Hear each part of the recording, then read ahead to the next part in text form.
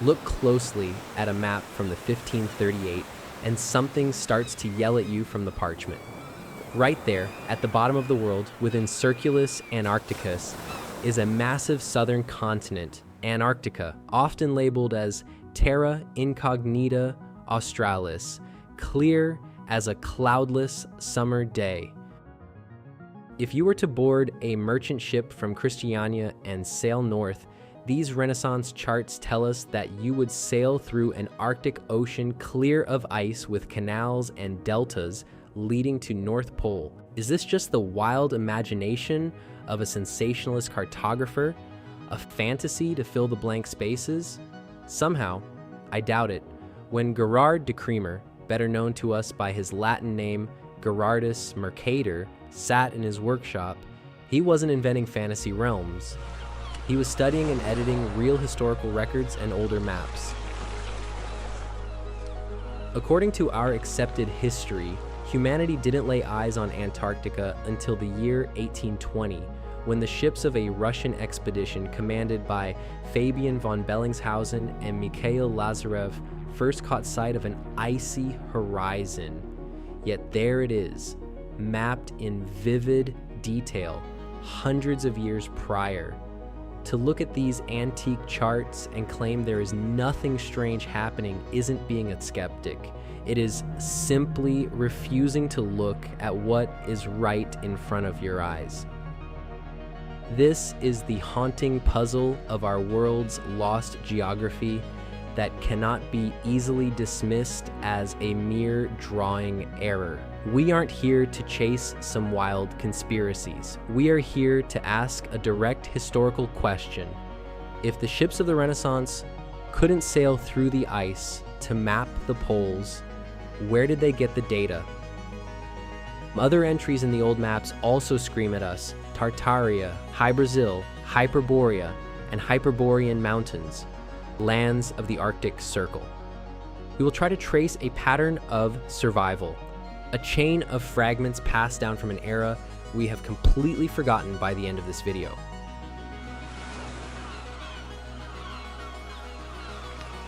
To understand how this impossible data ended up on a 16th century map, we have to look at the men who put it there. The best person to start with is Gerardus Mercator himself. In the mid-1500s, Mercator was working in the Low Countries. He was not a science fiction writer inventing fantasy realms, nor was he an explorer charting unknown waters from the deck of a caravel.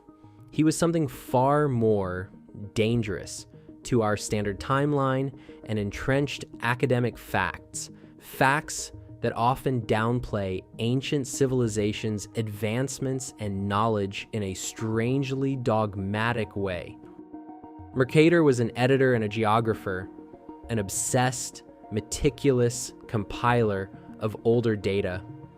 We are not claiming here that he had access to some mystical knowledge, but simply that many things are lost to history, and we do not give enough credit to civilizations, known and unknown, that came before us, and these are the works he built upon.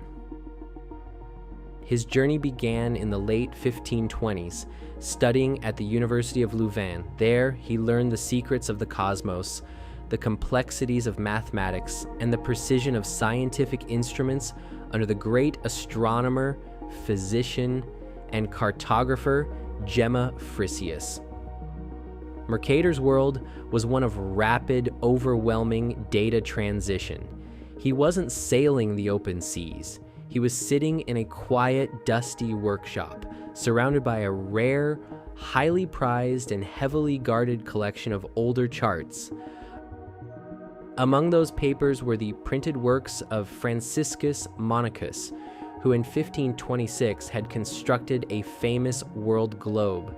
That globe depicted a massive, mysterious landmass in the southern hemisphere, completely separate from South America, which Monachus labeled as a newly recognized part of the world.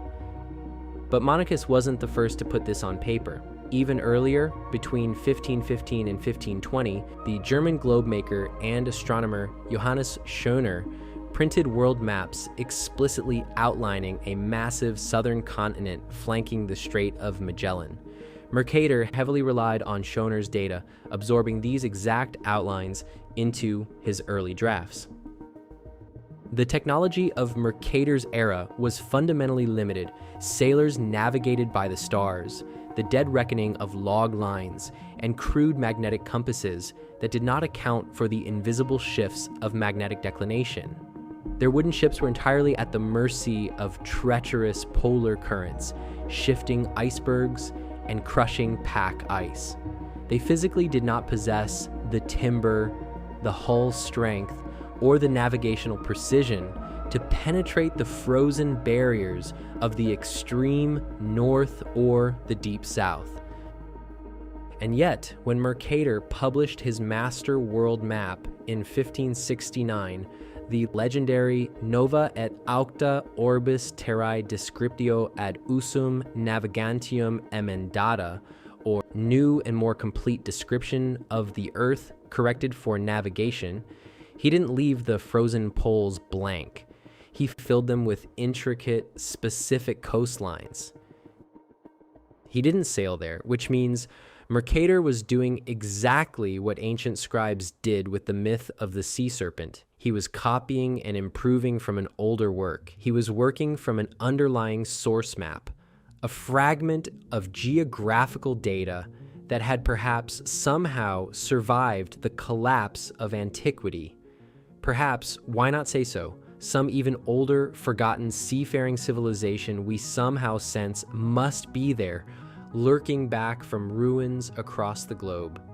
Peer review would completely strike this down, but I am not proposing a theory here. I am asking the exact question that these maps are asking. Who and when mapped these lands? Now, mainstream history, the one in our school curriculums, has a very logical explanation for this southern continent, and we must lay it on the table.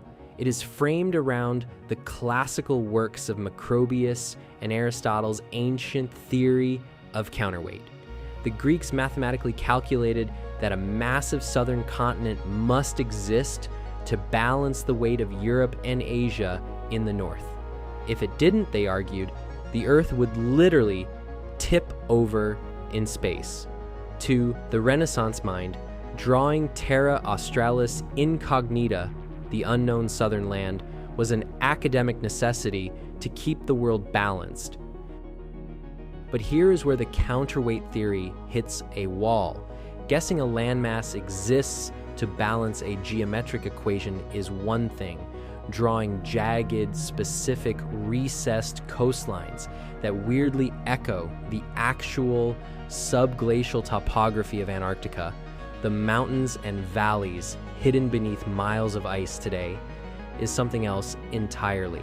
How do you draw the profile of a hidden ghost? What stands out to me personally is Mercator's map where Tierra del Fuego touches Antarctica, labeled Terra Australis Incognita, or unknown southern land, like we know it does in modern satellite maps.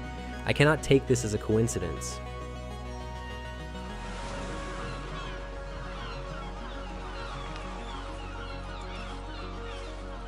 When we look closely at these maps, the anomalies cease to look like random mistakes or artistic flourishes. They form a deliberate, repeating pattern across nations, languages, and decades. In 1513, an Ottoman admiral and geographer named Piri Reis drew a world map on gazelle skin parchment.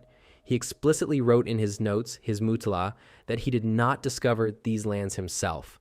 Instead, he compiled the chart from 20 older source maps. Among these, he claims, were 8 Ptolemaic maps, 4 contemporary Portuguese charts, and crucially, a lost map drawn by Christopher Columbus himself during his Caribbean voyages.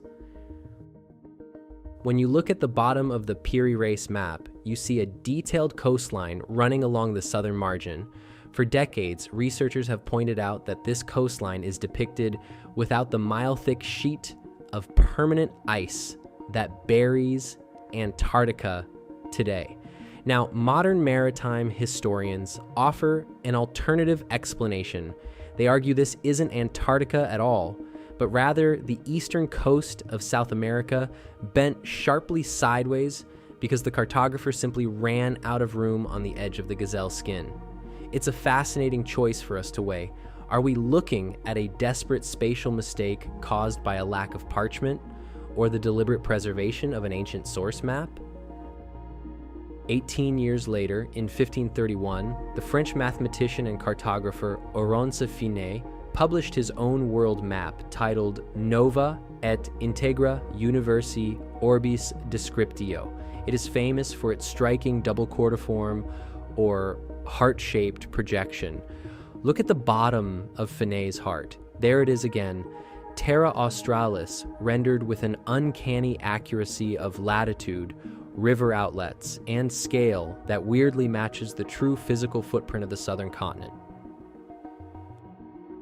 This represents the deep reality of the copy of a copy. Long before these Renaissance sheets were printed, an ancient chain of knowledge was moving through the dark. A master blueprint traveled from lost ancient source maps into the hands of medieval and Byzantine copyists before splitting apart and landing on the workbenches of Piri Reis and Oronce Finé.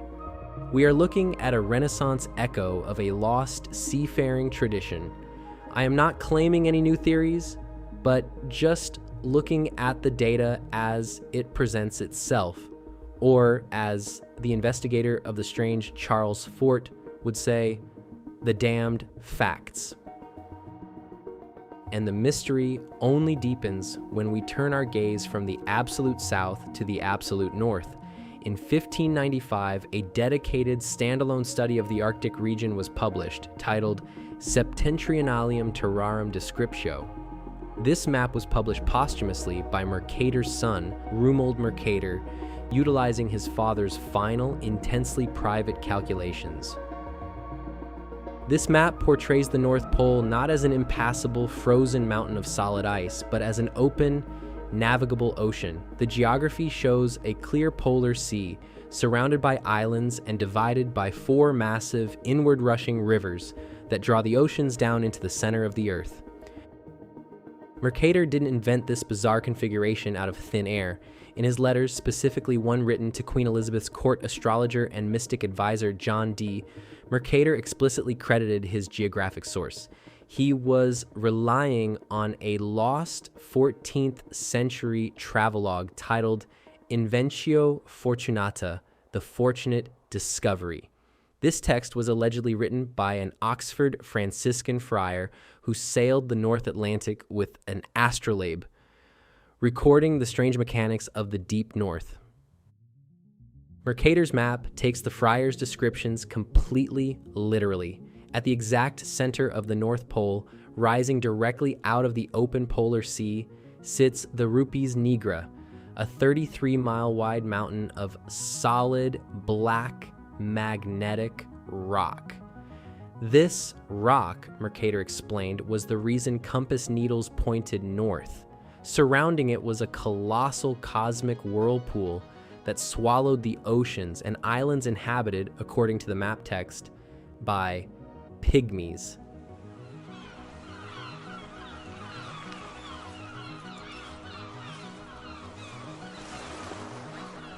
If these unlikely or impossible geographical features were the work of a single imaginative mapmaker, we could easily dismiss them as a personal quirk, but they aren't.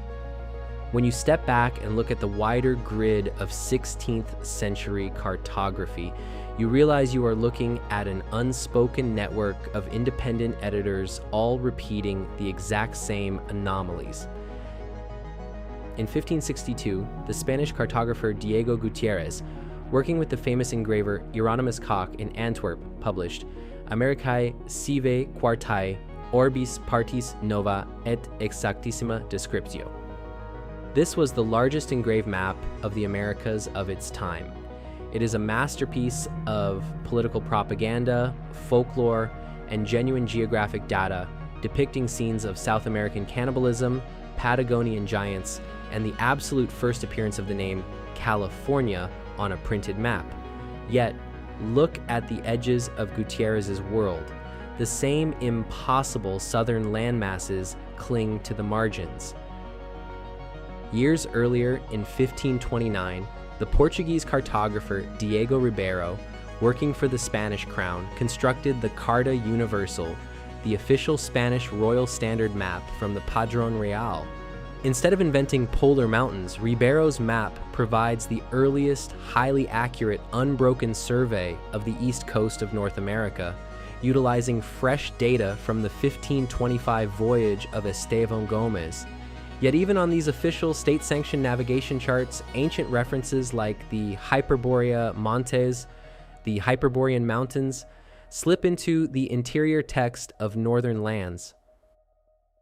In 1606, Jodocus Hondius printed his own masterworks in Amsterdam, carrying these exact same geometric traditions and polar configurations forward into a new century.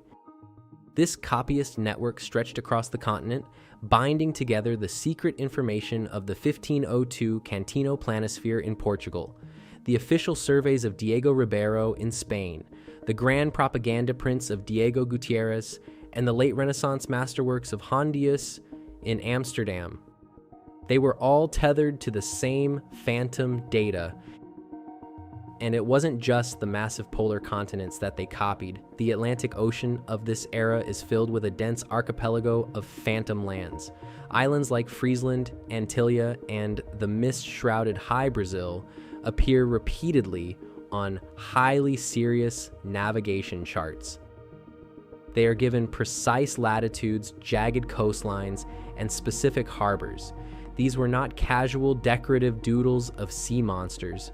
They were recorded with the gravity of places where men had actually anchored their ships. Take Friesland, for example. For decades, it sat proudly in the North Atlantic on the maps of Mercator and Abraham Ortelius. We now know it was born from the Zeno map of 1558. A Venetian noble named Niccolo Zeno published a diary and map claiming his ancestors had discovered the North Atlantic in 1390. Europe's greatest mapmakers believed his story, adding Friesland onto their charts for generations.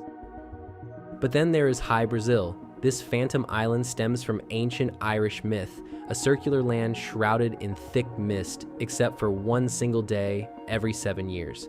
Yet it wasn't treated as folklore by mariners. It appeared on highly serious, practical navigation charts, beginning as early as Angelino Dolcere's 1325 Portolan chart. For centuries, captains sailed out of Bristol looking for it. Its presence on independent charts remained completely ambiguous, never found, yet never completely erased, a persistent ghost in the Atlantic enigmas alongside the mysterious Antillia. To the far east, across the vast steppes of Eurasia, these maps label another massive entity, Tartaria. In later centuries, the name would become a generic geographic shorthand used by Western Europeans to describe the immense, unmapped wilderness of Central Asia and Siberia. But on these Renaissance charts, it stands as something more structured, a placeholder for a vast territory that was once known, cataloged, and integrated into an older world order, but has since faded into obscurity. We are left with a haunting alternative. Are these recurring phantom islands and lost territories merely a multi-generational game of cartographic telephone? Or do they represent a systematic record of a changing Earth, a literal snapshot of a geography that was entirely real when it was first mapped, but has since vanished beneath the waves or been swallowed by the ice?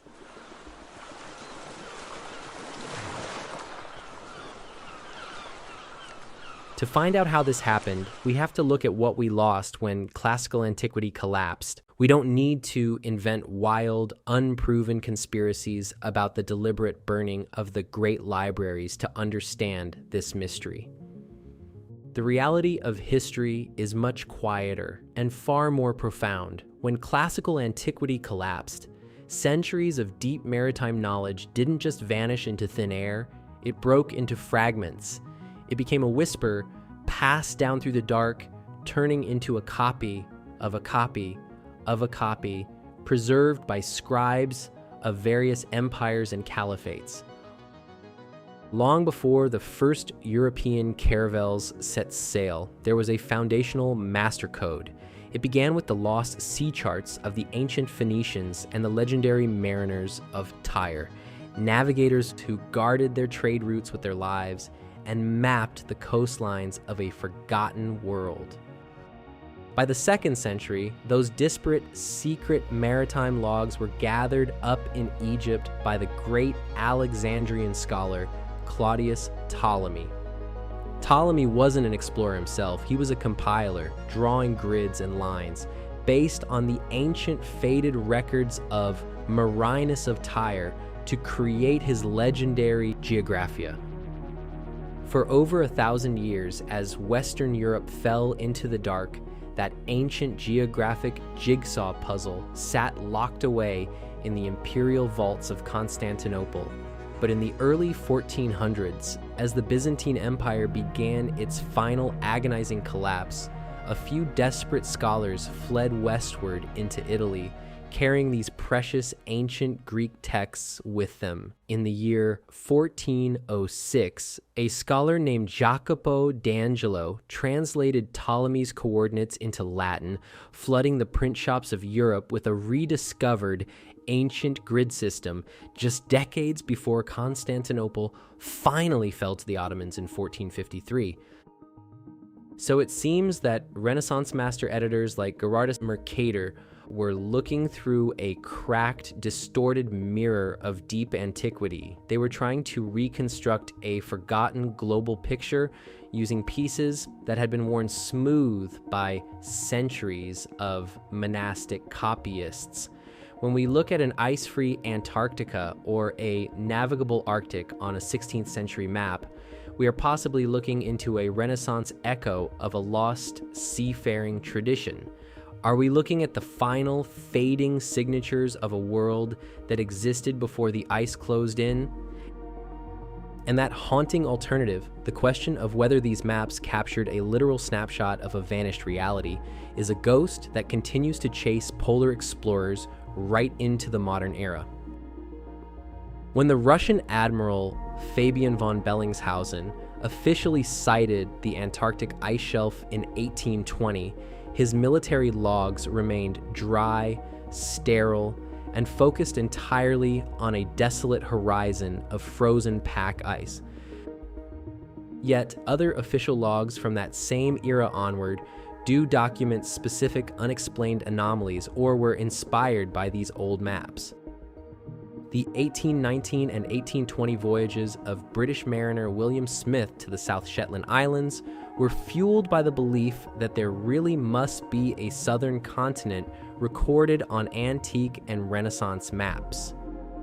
Robert Falcon Scott's 1901 Discovery Expedition journals detailed monumental, highly geometric formations rising from the ice sheets, which his crew officially mapped as Castle Rock, Cathedral Rocks, and the Pyramid. Finally, a 1960 official correspondence from Colonel Harold Ohlmeyer of the USAF 8th Reconnaissance Technical Squadron confirmed to historian Charles Hapgood that modern subglacial seismic profiles of the Antarctic bedrock remarkably matched the ice-free coastlines drawn on the 1513 Piri Reis map. When we look at the uncanny shapes of these impossible land masses, we have to confront a sobering truth. Our modern understanding of history is built on barely a fraction of a percent of preserved antiquity, with countless ancient libraries deliberately put to the torch from Alexandria to China. The vast majority of classical geographic knowledge was reduced to ash, leaving us to piece together the past from fragmented medieval copies.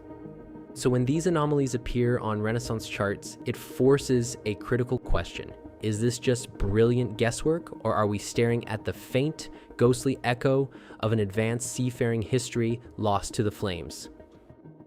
And with that question, I bid you farewell and wish you fair winds and following seas.